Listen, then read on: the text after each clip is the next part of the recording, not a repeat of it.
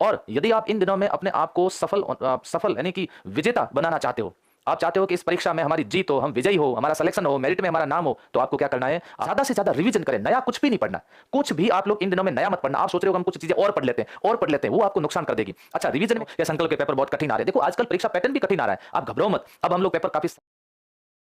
और यदि आप इन दिनों में अपने आप को सफल यानी कि विजेता बनाना चाहते हो, आप चाहते हो कि इस परीक्षा में हमारी जीत हो, हम विजयी हो, हमारा सिलेक्शन हो, मेरिट में हमारा नाम हो, तो आपको क्या करना है, आपको धैर्य रखना है।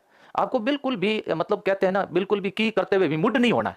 बहुत शांति के साथ में आराम से पूरे मनोयोग के साथ में पढ़ाई करनी है। और पढ़ाई में ज्यादातर आपको रिवीजन करना है। पिछले पेपर का कुछ एनालिसिस आपके सामने कर दूं, उसके बाद में कुछ बातें आपको और बताता हूं। देखो पिछला जो पेपर था राजस्थान के अंदर, लेवल फर्स्ट की मैं बात कर रहा हूं, ठीक है। आप लेवल सेकंड के साथ में भी आप तुलना कनेक्ट कर सकते हैं। लेवल फर्स्ट में पिछली बार देखो 100 अंक दिया हुआ, क्या था 100 अंक और टॉपिक कितने हैं, 4। एक ये देखो 1 2 3 और 4 4 है, तो देखो ये 25 ये 25 ये 25 और ये 25, टोटल कितने अंक होने चाहिए, ये हो गए 100। मतलब ज्योग्राफी के 25 अंक का होना चाहिए, राजस्थान 25, ये भी 25 और ये भी 25, ऐसा होना चाहिए। पार्ट आपने दिए तो ऐसा कर सकते हो, लेकिन ऐसा नहीं किया। जब पेपर देखा गया तो आप देखिए 50 अंक की ज्योग्राफी पूछी गई, तो वेरी इंपॉर्टेंट, एक बार आप इसका रिवीजन करो, है ना। किसका रिवीजन करो, इसका रिवीजन रिवीजन रिवीजन। ज्योग्राफी को थोड़ा रिवीजन का समय एक्स्ट्रा दीजिए। अगर जीके में आप सोचते हो कि हम जीके में सर स्कोर बढ़िया कैसे करें, तो आप ज्योग्राफी को आप टाइम दीजिएगा। इसके अलावा कला संस्कृति को देखो, क्वेश्चन चॉइस पूछे गए, लेकिन इतिहास के क्वेश्चन, इतिहास में आप केवल अभी इन दिनों में सिर्फ यही इतिहास देखो, कौन सा, आधुनिक राजस्थान का इतिहास। अब इसके अलावा आपको कुछ नहीं पढ़ना है। बाकी आप राजवंश वगैरह मत पढ़ना, क्योंकि राजवंश में उलझ जाओगे और उसके इतने क्वेश्चन आने नहीं है। पिछली बार भी 2 क्वेश्चन राजवंश से पूछे, बहुत बड़ा टॉपिक है। अब भाषा साहित्य की बात करते हैं। भाषा साहित्य देखो, कला संस्कृति इंपॉर्टेंट है। अब ज्यादा समय नहीं है कला संस्कृति को देखने का इन दिनों में। कला संस्कृति हो सकता है कभी 1-2 दिन के अंदर फास्टली इसका रिवीजन कर लो, बाकी ज्यादा इसमें समय मत देना। भाषा साहित्य देखो 16 अंक का मतलब क्वेश्चन कितने पूछे गए, 8 क्वेश्चन इसमें पूछे गए। तो इसको बढ़िया तरीके से आप चाहो तो एक बार देख लो। भाषा साहित्य का थोड़ा सा अच्छे तरीके से देख लेना। हो सकता है कि भाषा साहित्य का क्वेश्चन आप गलत कर दो, और यदि आपने भाषा साहित्य के क्वेश्चन सही कर दिए तो वो आपके बोनस होंगे, अब मेरिट में आपका स्थान अच्छा होगा। इसलिए इस पर ध्यान देखिएगा, थोड़ा सा ध्यान दीजिएगा। फिर आगे बात करते हैं। अब ये पूरा पार्ट है, इस पार्ट में 80 अंक है। 80 अंक है तो पार्ट कितने, 1 2 3 और 4, तो 20 मैंने कहा 20 अंक 20 अंक 20 अंक ऐसा डिवाइड होना चाहिए, 20 अंक होने चाहिए। लेकिन आप देखिए राजस्थान सामान्य ज्ञान के ज्यादा पूछे गए। आरटीई के अंदर मात्र कितने सवाल पूछे, 4 सवाल पूछे, और कितने अंक, 8 अंक। 4 सवाल ही आरटी के अंदर पूछे गए। करंट अफेयर अच्छा पूछ रहे हैं। अभी आपको इन दिनों के अंदर, आपको पूरे दिसंबर के अंदर, है ना, दिसंबर में आपको समसामयिक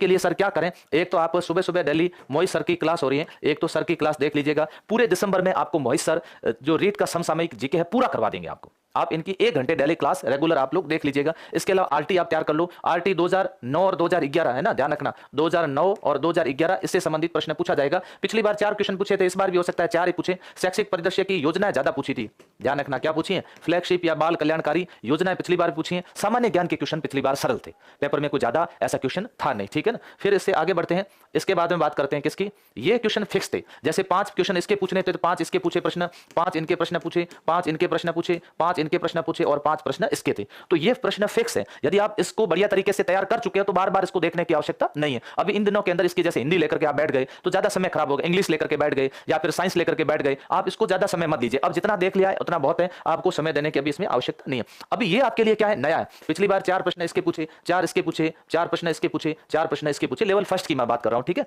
तो 4 पूछे पूछे ना, तो पिछली बार जैसे आपको मैं बताऊं, जैसे एक प्रश्न आया था किसका, डेक्राली विधि का प्रश्न पूछा गया। विधि के प्रश्न ज्यादा पूछते हैं। एक परिचर्चा विधि का प्रश्न पूछा, है ना, प्रयोगशाला विधि का प्रश्न पूछा, प्रयोगशाला विधि का प्रश्न पूछा, उपागम के प्रश्न पूछा है, खोज उपागम का प्रश्न पूछा, है ना, रचनावाद उपागम का प्रश्न पूछा गया। तो यहां पर विधियों से संबंधित प्रश्न पूछे जा रहे हैं। दूसरा निदानात्मक उपचारात्मक, इससे संबंधित सवाल लगभग सबका है। तो यहां आप ये रिवीजन पार्ट जरूर करें, इसका आप लोग रिवीजन करें। ये पार्ट मैं आपको कहूंगा कि आप इस पार्ट का अच्छे से क्या कर लीजिएगा, अच्छे से रिवीजन कर लीजिएगा। तो ये जो अंक है ना, इस अंक को थोड़ा सा पक्का करो। 40 अंक का जो मैटर है, लगभग शिक्षण विधियां हिंदी की थोड़ी अलग है, इंग्लिश की अलग है। इसके अलावा साइंस सामाजिक ज्ञान, है ना, लगभग मैथ्स की जैसे आगमन निगमन पढ़ोगे, संश्लेषण विश्लेषण पढ़ोगे, लगभग सेम है। तो इसके सवाल, आगामी सवाल पूछने की संभावना है।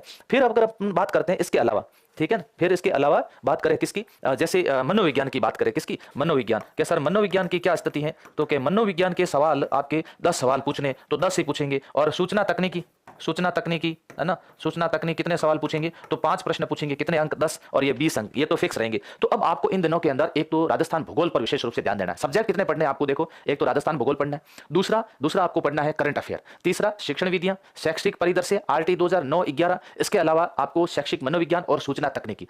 आप लोग यदि सेकंड लेवल से हैं तो आप अपने सब्जेक्ट पर ध्यान दीजिएगा, 120 अंक का सब्जेक्ट है, तो वहां आपको सब्जेक्ट पर ध्यान देने की आवश्यकता है। कुछ चीजें सब्जेक्ट की वहां पर आप लोग क्या करें, रिवीजन करें, ज्यादा से ज्यादा रिवीजन करें, नया कुछ भी नहीं पढ़ना, कुछ भी आप लोग इन दिनों में नया मत पढ़ना। आप सोच रहे हो हम कुछ चीजें और पढ़ लेते हैं, वो आपको नुकसान कर देगी। अच्छा, रिवीजन में क्या करना है, अभी तक जितने भी टेस्ट पेपर हुए उन टेस्ट पेपर का रिवीजन करना है आपको। अभी तक जितने भी आपने मॉडल पेपर मिले हैं उस मॉडल पेपर का आपको रिवीजन करना है। जितने भी क्लास नोट्स आपने तैयार किए उस क्लास टेस्ट का आपको रिवीजन करना है। और दिसंबर के अंदर जो आपके टेस्ट हो रहे हैं, आपको हम परीक्षा पैटर्न पर टेस्ट लेंगे, बिल्कुल हूबहू वैसा ही पेपर मैं बनवा रहा हूं। पहले पेपर हमने थोड़े कठिन बनाए तो काफी विद्यार्थी थोड़े निराश भी हुए। अब निराश होने की आपको कोई जरूरत नहीं है, पेपर थोड़ा कठिन है तो घबराना नहीं है।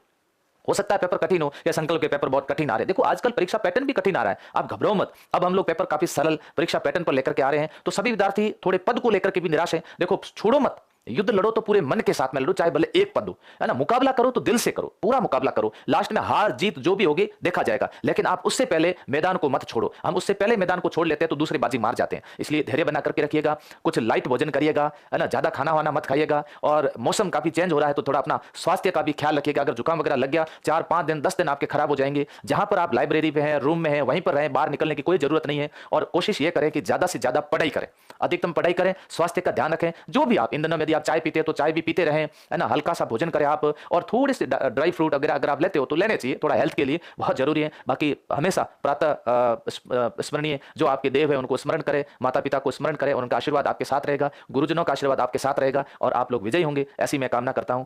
Thank you.